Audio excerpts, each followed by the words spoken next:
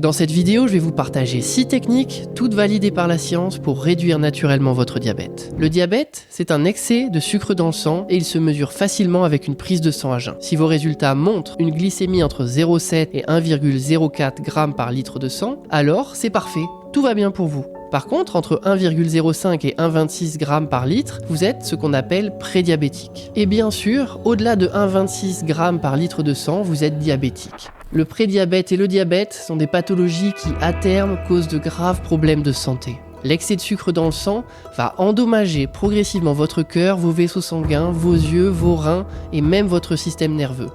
Ce n'est pas pour rien que les experts estiment que le diabète va devenir la 3e cause de mortalité dans le monde dans les prochaines années. Peu importe votre glycémie actuelle, vous devez absolument surveiller votre taux de sucre dans le sang. Une glycémie élevée est un danger à tout âge, et si vous ne faites rien, les conséquences seront catastrophiques. Voici 6 techniques les plus efficaces pour baisser votre glycémie. Je les ai triées par ordre d'importance.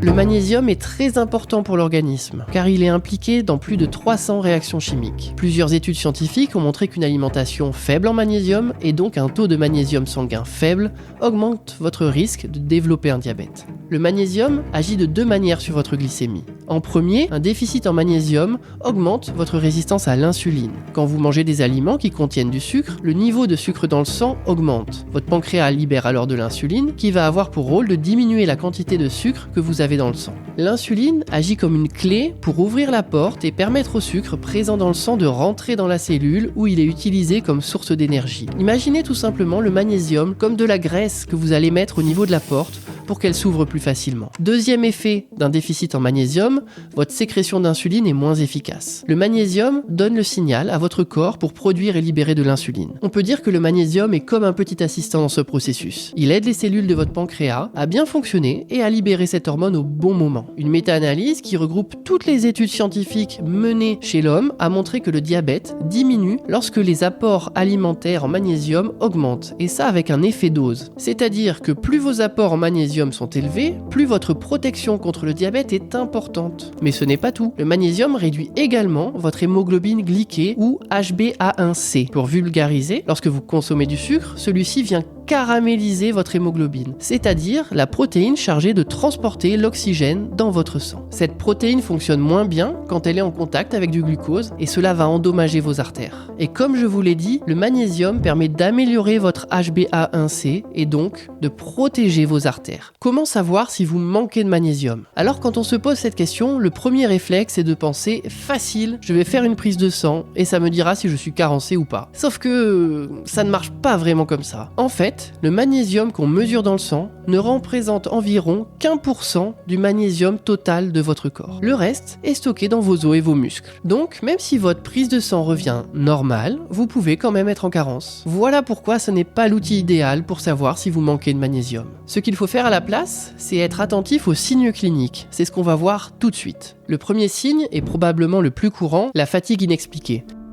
Si vous êtes souvent fatigué, sans raison, même après une bonne nuit de sommeil. Ensuite, il y a les crampes musculaires ou les spasmes, notamment dans les jambes. Mais aussi ces fameux tics nerveux, comme les paupières qui tremblent, ça s'appelle des myoclonies. Un autre signal qu'on ne pense pas toujours à relier au magnésium, c'est l'anxiété, l'irritabilité ou le stress qui ne passe pas. Le magnésium joue un rôle clé dans le système nerveux. Et quand on en manque, on peut avoir du mal à se détendre ou à trouver un sommeil réparateur. Il y a des symptômes plus subtils, comme des palpitations, des migraines ou des troubles digestifs, notamment de la constipation. Alors, si vous avez un ou plusieurs de ces signes, quelle dose de magnésium devez-vous manger chaque jour pour réduire votre diabète? Des études ont mesuré l'effet de différentes doses d'une supplémentation en magnésium sur le taux de sucre dans le sang. Les chercheurs concluent qu'une dose de 300 mg de magnésium par jour permet de réduire la glycémie aussi bien chez les diabétiques que chez les non-diabétiques. Attention, divisez cette prise en 2 doses, car une absorption unique de 300 mg entraîne l'élimination de l'excès par vos urines. Alors, quelles sont les différentes sources de magnésium que vous pouvez retrouver dans votre alimentation?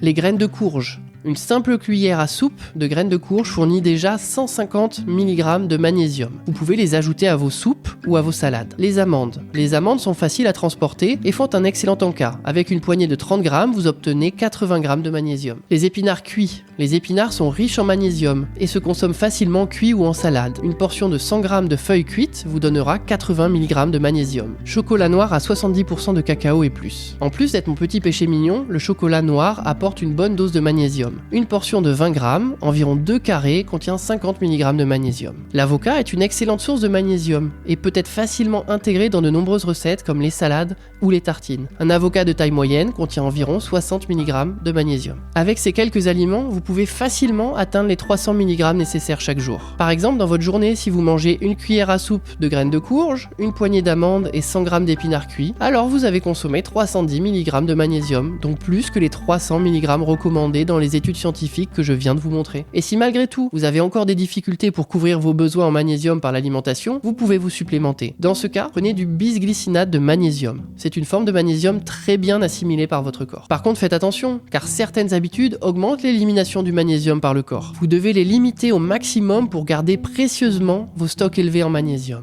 Réduisez votre consommation de caféine et d'alcool. Ces substances augmentent l'élimination du magnésium par vos urines. Limitez le stress. Un stress chronique épuise vos réserves de magnésium. Pratiquer des activités de détente comme la méditation ou la marche permet de préserver vos niveaux de magnésium. Évitez les sucres et les aliments ultra transformés. Ces produits augmentent les besoins en magnésium de l'organisme car ils sont souvent pauvres en nutriments essentiels.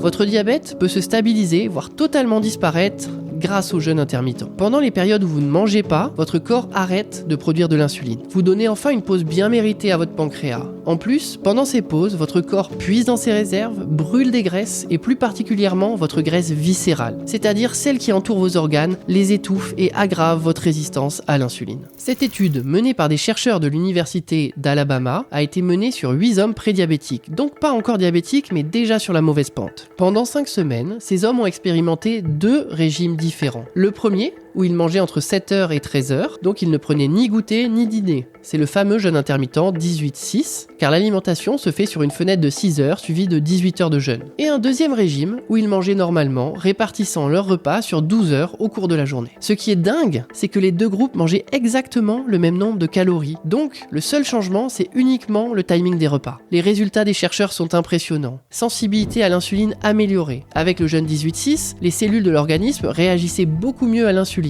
Traduction, le sucre est mieux utilisé par votre corps, donc moins de sucre stagne dans votre sang. Pression artérielle réduite, leur tension a chuté, ce qui est une super nouvelle pour réduire les risques cardiovasculaires. Moins de stress oxydatif, leur corps produisait moins de ces dangereux radicaux libres qui causent des dégâts à vos cellules. Et appétit réduit. Alors là c'est étonnant, malgré les 18 heures de jeûne, les participants ont rapporté avoir moins faim, surtout en fin de journée, quand on peut facilement avoir une fringale. Et ce qui est encore plus fou, c'est que tous ces bénéfices ont été observés sans qu'ils perdent de poids. Ça veut dire que ce n'est pas juste une histoire de régime, c'est bien le timing de vos repas qui fait tout le boulot. En clair, en mangeant moins souvent, vous permettez à votre corps de récupérer. C'est une approche radicalement différente mais qui a fait ses preuves. Maintenant, je vais vous donner les bases scientifiques. Voyons ce qu'est le jeûne intermittent. C'est très simple. Déjà, ce n'est pas un régime. Vous ne comptez pas vos calories. Vous ne pesez pas vos aliments. Vous décidez simplement quand vous mangez. Le protocole le plus connu, c'est le 16-8. C'est celui qu'on a vu dans l'étude scientifique. Vous jeûnez pendant 16 heures, par exemple de 20h le soir à midi le lendemain, et vous mangez pendant une fenêtre de 8 heures. Ça peut être 2 repas bien équilibrés ou 3 petits repas. L'idée, c'est de laisser votre corps et votre système digestif tranquille pendant une longue période sans aucun apport calorique.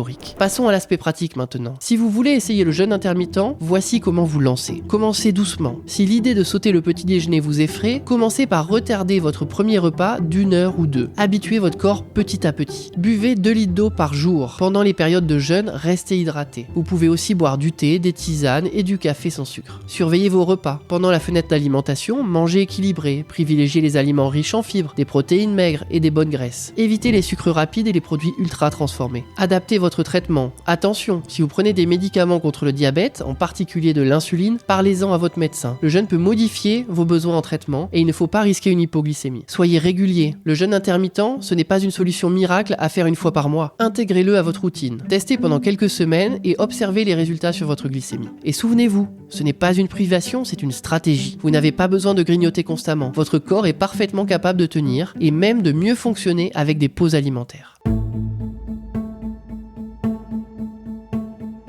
D'un point de vue scientifique, les dernières études montrent sans l'ombre d'un doute qu'il existe un lien entre mauvais microbiote et diabète. Ça a notamment été démontré par une équipe de chercheurs chinois qui a publié 7 articles scientifiques. Pour vous donner une idée, votre microbiote, c'est comme une immense forêt. Chaque micro-organisme a un rôle bien précis et tout doit rester en équilibre pour que cet écosystème fonctionne correctement. Si cet équilibre se brise, cela peut entraîner des problèmes de santé comme du diabète justement. Votre microbiote fait tout. Il aide à digérer vos aliments, à absorber les graisses, les minéraux, et à synthétiser des vitamines. En gros, il travaille dur pour que votre corps tourne à plein régime et sans aucun problème. Mais ce qui est encore plus fou, c'est que votre microbiote est unique. Comme vos empreintes digitales, il n'existe pas deux microbiotes identiques. Alors comment est né votre microbiote ? Tout commence à votre naissance. Avant cela, dans le ventre de votre maman, votre tube digestif est complètement stérile. Ce n'est qu'au moment de l'accouchement, si vous êtes né par voie basse, en passant par la flore vaginale et fécale de votre mère, que vous avez été colonisé pour la première fois par ce monde invisible. C'est à ce moment-là que tout a commencé pour votre microbiote. Au fil de votre vie, il a évolué grâce à ce que vous avez mangé,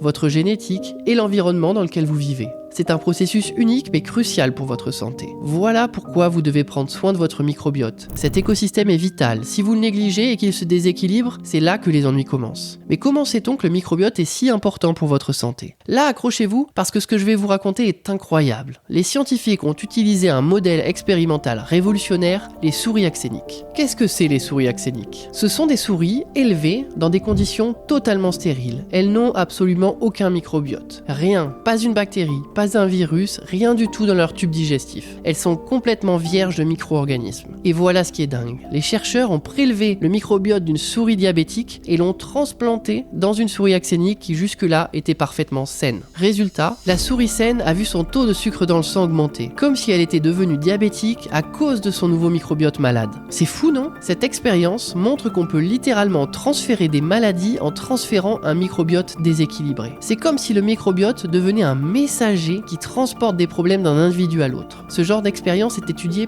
partout dans le monde par les plus grands scientifiques et les conclusions sont claires. Votre microbiote joue un rôle central dans votre santé. Si vous en prenez soin, il vous protège. Mais si vous le laissez se détériorer, il vous rendra malade. Alors, comment améliorer votre microbiote ? La bonne nouvelle, c'est que ce n'est pas compliqué. Tout passe par votre alimentation. Ce que vous mangez peut transformer votre microbiote et lui permettre de retrouver son équilibre. Dans l'étude que je vous ai présentée tout à l'heure, les scientifiques présentent 3 groupes d'aliments qui ont un effet puissant sur votre microbiote et qui vous permettent de lutter contre le diabète. Le premier groupe d'aliments, ce sont les aliments riches en fibres alimentaires. Donc les fruits, les légumes, les légumineuses et les céréales complètes. Pourquoi les fibres sont-elles si importantes ? Elles ont 2 effets majeurs sur votre microbiote. Premier effet, elles nourrissent vos bonnes bactéries qui fabriquent des molécules appelées acides gras à chaîne courte. Ces molécules boostent la production d'hormones digestives comme le peptide YY et le GLP-1, des hormones qui régulent votre appétit et améliorent la gestion de votre glycémie. En clair, elles aident à stabiliser votre taux de sucre dans le sang. Et deuxième effet, elles réduisent l'inflammation en limitant la croissance des mauvaises bactéries, notamment celles qui produisent du sulfure d'hydrogène, un composé toxique pour vos intestins. Je vous conseille de manger au minimum 3 portions de légumes par jour, 2 fois des légumineuses dans la semaine, arrêtez de consommer du pain blanc et passez au pain complet et rajoutez des flocons d'avoine dans votre petit déjeuner ou au goûter. Si vous faites tout ça, vous apporterez largement assez de fibres pour votre microbiote. Ce sont des gestes simples qui stimulent directement votre microbiote et aident à réduire votre glycémie. Le deuxième groupe d'aliments qui réduit votre glycémie, ce sont ceux qui sont riches en polyphénols. Vous les trouverez dans les baies comme les myrtilles, les graines de lin, le raisin, le café ou encore le thé vert. Comment agissent les polyphénols ? Ils favorisent une bactérie appelée Akkermansia. Cette bactérie colonise le mucus de votre tube digestif, ce qui le renforce et limite son inflammation. Résultat, moins d'inflammation et donc une meilleure régulation de votre glycémie. Remplacez vos grignotages sucrés par une poignée de myrtilles ou une tranche de pain complet avec un peu de raisin.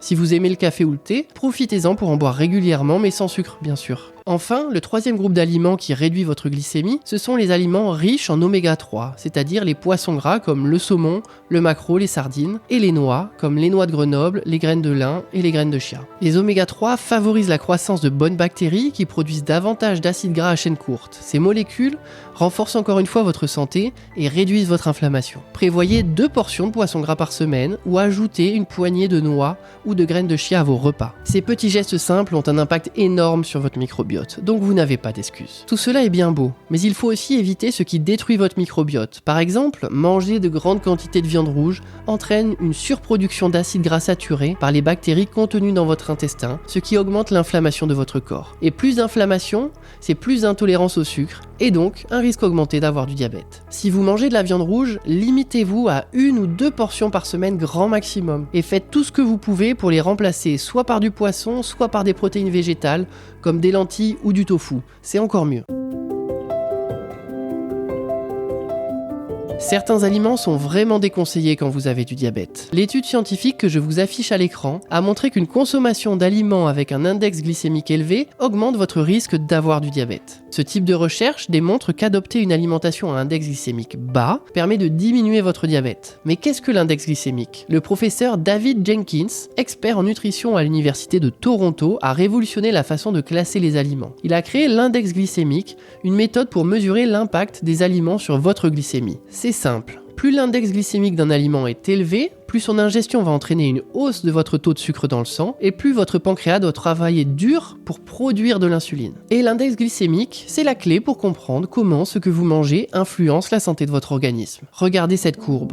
Après l'ingestion d'un aliment, il y a un pic de glycémie entraînant une hyperglycémie. Quand votre glycémie monte, votre pancréas produit de l'insuline. Résultat, le sucre en trop est stocké directement dans vos cellules graisseuses, les adipocytes. Parfois, la production d'insuline est très importante. Le sucre rentre trop rapidement dans vos cellules et votre glycémie chute rapidement. C'est l'hypoglycémie, qui peut être très problématique si elle se répète souvent. Et après toutes ces étapes, votre glycémie, donc votre taux de sucre dans le sang, revient à la normale. Pour déterminer l'index glycémique de tous les aliments, les scientifiques comparent leurs effets sur la glycémie à celui du glucose pur. Ce test permet de déterminer si un aliment a un index glycémique élevé, moyen ou bas. Et ça change tout pour votre santé. De nombreuses tables classent les index glycémiques des aliments. Il a été décidé que le glucose pur a une valeur de référence fixée à 100. L'échelle est comprise entre 0 et 120. Les aliments inférieurs à 55 ont un index glycémique considéré comme faible ou bas. Les aliments compris entre 55 et 70 ont un index glycémique moyen ou modéré. Les aliments supérieurs à 70 ont un index glycémique élevé. Voici des aliments à index glycémique faible. Le but est de privilégier ces aliments dans vos repas. Vous trouverez par exemple les avocats, le brocoli, le chocolat noir, le fromage blanc sans sucre et le tofu. Maintenant, voici des aliments à index glycémique élevé. Vous trouverez les chips, les biscottes, le melon, la purée de pommes de terre et le riz blanc. Le but est de réduire au maximum le nombre d'aliments que vous mangez qui apparaissent dans ce tableau. Mais ce qui est encore plus fort, c'est que vous pouvez, avec des astuces très simples, manipuler la glycémie de vos aliments. Appliquez-les à chaque repas. En 1,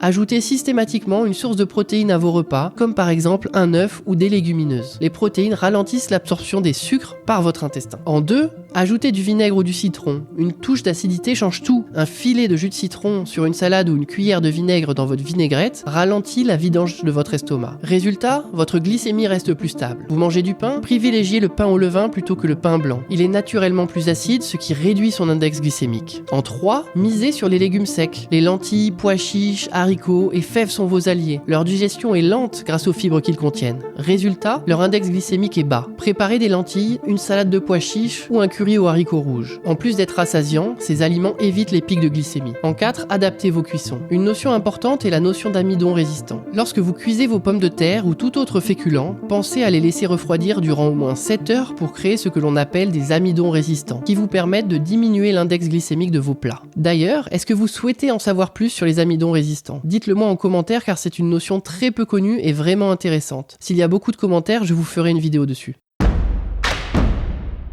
L'activité physique semble être la solution pour lutter contre le diabète et le prédiabète. Son effet est tout simplement incroyable sur la glycémie. Pour que vous compreniez, des chercheurs ont analysé 26 études scientifiques sur l'impact de l'activité physique sur le diabète. Ces études regroupaient plus de 1200 personnes atteintes de diabète. Les personnes pratiquaient seulement des exercices cardiovasculaires, pas de renforcement musculaire.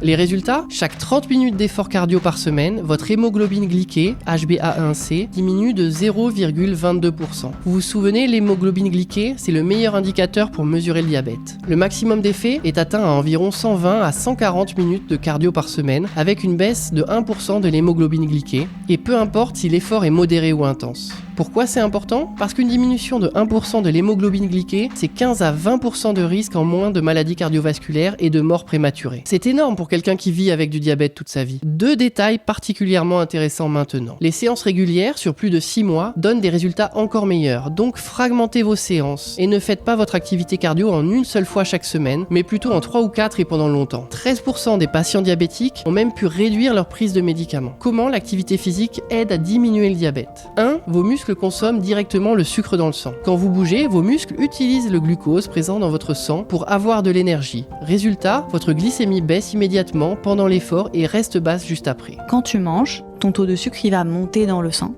Et donc quand tu fais du cardio, ça va permettre que ce taux de sucre il monte moins dans le sang. 2. Vos cellules deviennent plus sensibles à l'insuline. Rappelez-vous, pour que le sucre rentre dans vos cellules, il faut qu'on lui ouvre la porte. Et donc il faut une clé pour ouvrir cette porte. La clé qui permet d'ouvrir cette porte, c'est l'insuline. Et quand on a du diabète, la serrure est encrassée. Elle fonctionne donc moins bien. L'exercice lubrifie en quelque sorte votre serrure. Elle devient plus réceptive à l'insuline, donc votre corps a besoin de moins d'insuline pour faire entrer le sucre dans vos cellules. Résultat, votre glycémie baisse sans rien faire. Et cet effet ne s'arrête pas quand vous posez vos baskets. Il dure plusieurs heures, voire plusieurs jours après vos séances. Visez 150 minutes par semaine, réparties en 5 séances. Donc vous faites des séances de 30 minutes, ce qui n'est pas long. Vélo, natation ou course à pied par exemple. Avec GG, vous savez à quel point on estime que la course à pied est un sport particulièrement adapté aux plus de 50 ans pour beaucoup de raisons. Mais surtout, choisissez une activité physique qui vous plaise, car ce qui compte, c'est de bouger régulièrement. Vous allez voir, ce conseil est le plus efficace. Certaines personnes ont carrément réussi à se débarrasser de leur diabète et à arrêter leurs médicaments. Et pourtant, on sait que normalement, quand on commence un traitement pour le diabète, c'est pour la vie. Si l'exercice permet de lubrifier la serrure, ce conseil permet de complètement la décrasser pour que l'insuline puisse enfin retrouver son fonctionnement initial et optimal. La technique la plus efficace est détaillée dans cet article scientifique. L'expérience a été menée en Angleterre. Les chercheurs ont recruté des patients diabétiques et en surpoids. Pendant 3 à 5 mois, selon les patients, ils les ont mis au régime. Ensuite, ils ont progressivement réintroduit une alimentation normale sur une période de 2 à 8 semaines. Les résultats sont clairs. Si vous perdez entre 0 et 5 kg, vous avez 7% de chances d'être guéri du diabète. Avec 5 à 10 kg en moins, ça monte à 34%. Perdez 10 à 15 kg et vos chances passent à 57%. Et si vous perdez plus de 15 kg, vous avez 86% de chances d'être guéri. Mais concrètement, guéri du diabète, ça veut dire quoi pour le patient ? Ça veut dire fini les médicaments, fini les effets secondaires du diabète et des traitements. C'est une meilleure qualité de vie tout simplement. Et la qualité de vie, c'est quoi ? C'est une vie moins pourrie. C'est vivre une vie qui vous ressemble, une vie qui ne vous freine pas. Vous en avez assez de cette fatigue qui vous épuise chaque jour, assez de cette charge mentale de devoir surveiller votre insuline en permanence. Imaginez un instant pouvoir savourer un bon chocolat sans culpabilité, sans peur des conséquences sur votre corps. La qualité de vie, c'est arrêter de subir, c'est reprendre le contrôle pour vivre comme vous en avez envie, faire ce que vous aimez quand vous le voulez sans que la maladie ne vous dicte votre quotidien. C'est être plus libre, plus heureux et enfin profiter pleinement de votre vie. Quand vous perdez du poids, vous aidez votre corps à mieux gérer le sucre dans votre sang. Et ça change tout. Pourquoi ? D'abord, en perdant de la graisse, notamment celle autour des organes comme le foie et le pancréas, vos cellules deviennent plus sensibles à l'insuline.